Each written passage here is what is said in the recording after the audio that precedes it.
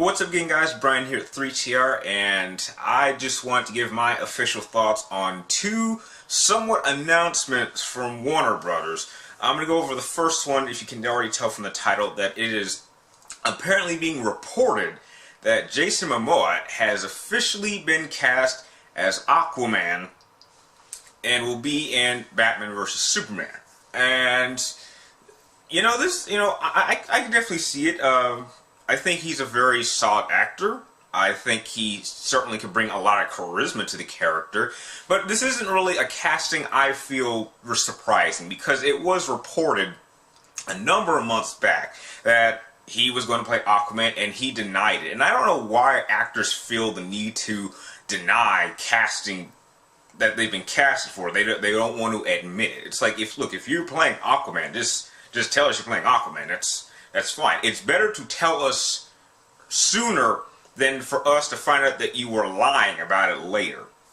So, I'm really curious to see what they have for the character, because when people think of Aquaman, you probably think of that pussy-ass old version who just talks to fish and, swims around with, I don't know, Barnacle Boy or whatever the hell that guy's name is. But if you are someone like me that actually kind of has read the New 52 version of Aquaman, you would know that he is a pretty serious badass, and especially if you've played the Injustice game. So if that's the type of Aquaman we're getting in these new films, then heck, I'm on board. My only problem is that I think throwing Aquaman with Atlantis, it's not the fact that I think this film is getting too crowded. I think that they are really pushing the limit to exactly how much work has to go into the Justice League, and I do not think Warner Brothers is prepared for this.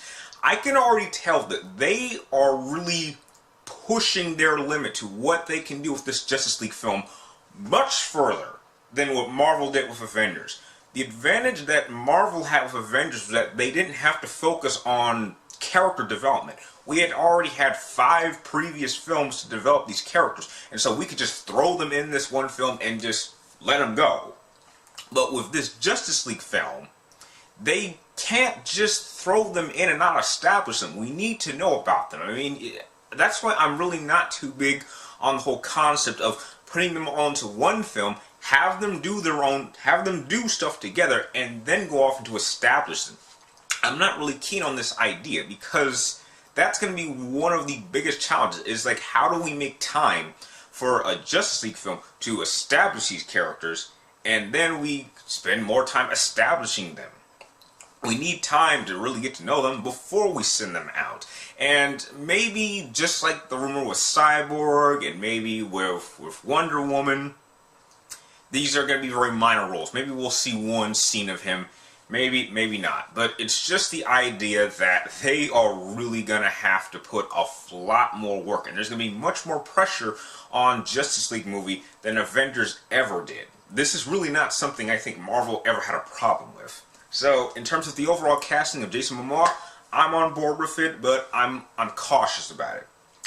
Now, going on to the second set of rumors. Now, apparently a list has been released, or leaked, about apparently the official DC Warner Brothers movie lineup that they want to do with their own cinematic universe. Now again, this is just rumor. Nothing has been confirmed. In fact, I'm already looking at my laptop now, and there's like another report that says why this list is not legitimate. But I just want to give my own initial thoughts on it.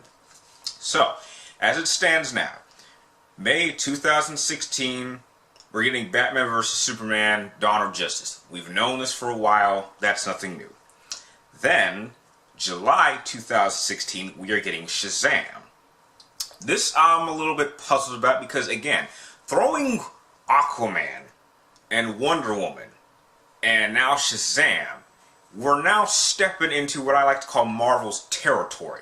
I made this statement in my last video where I said why I don't think Batman vs. Superman is going to be very good and why I think it's going to suck. I think taking these different elements, because you have to understand, these characters come from completely different worlds, and the one advantage that I had always considered that Warner Brothers, DC, had over Marvel was that it was supposed to be told in a realistic setting. You're supposed to convince me that this could somehow actually exist. This is not a property that Warner Bros. Has to work with. They know this is bullshit.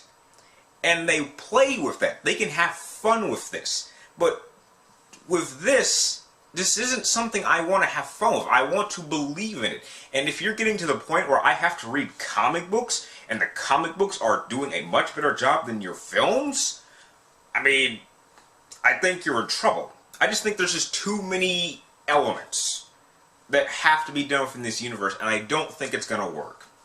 But to throw in Shazam, that's a bit of a shocker, so obviously they want to go for the new 52 Justice League lineup, which is, let's see if I remember correctly, it's Batman, Superman, Wonder Woman, Green Lantern, Flash, Cyborg, Shazam, and Aquaman. That's 8 members. That is a lot to do in one film. And heck, speaking of a couple of extra members, they also wanted to do a Sandman film for December of 2016. I don't really know too much about Sandman, but I'm going to just take a guess that this is going to be like a separate property that's really not going to be official part of the DC cinematic universe. I wouldn't be surprised if they did. And then jumping into 2017, we have Justice League coming out in May 2017. Okay, that's believable. And then, just 2 months later, we're having Wonder Woman 2017. And then December of that very same year, we are then getting a Green Lantern and Flash crossover.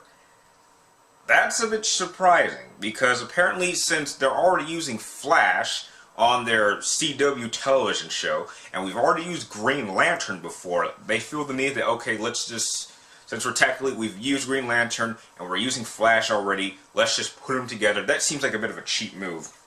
And then finally, in May of 2018, we are officially getting Man of Steel 2.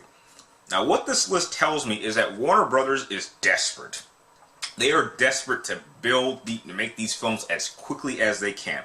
My only big concern is that in order to make these films, they're going to have to spit out a lot of money. And I'm just worried about the overall quality of these films. Like, are these movies that are just being shoehorned so they can play catch-up? Or are they actually going to take their time to actually make these movies as best as they can? Because if these movies are coming out as close as they are, then Warner Brothers is going to be spending a lot of money. So they are banking on the concept that these movies are going to be nothing but, home run hits, and that they're going to have like $100 million openings, just movie after movie after movie. And if that's not the case, if even one of these movies bombs, this could affect the entire lineup.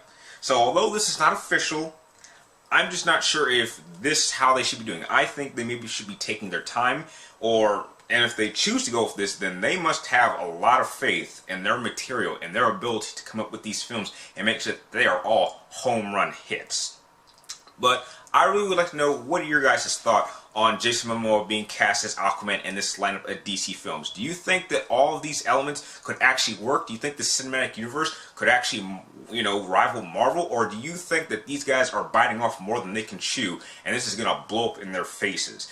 I really would like to know your guys' thoughts in the comments down below. And if you like this video, feel free to like, comment down below, and please subscribe to track my future movie, video game reviews, and topic videos like this one. And you can also press one of the links in the description down below to follow me on Twitter or friend me on Facebook, and I will be sure to friend you and follow you back. Like always, thank you guys for watching. You're awesome, and I'll see you next time.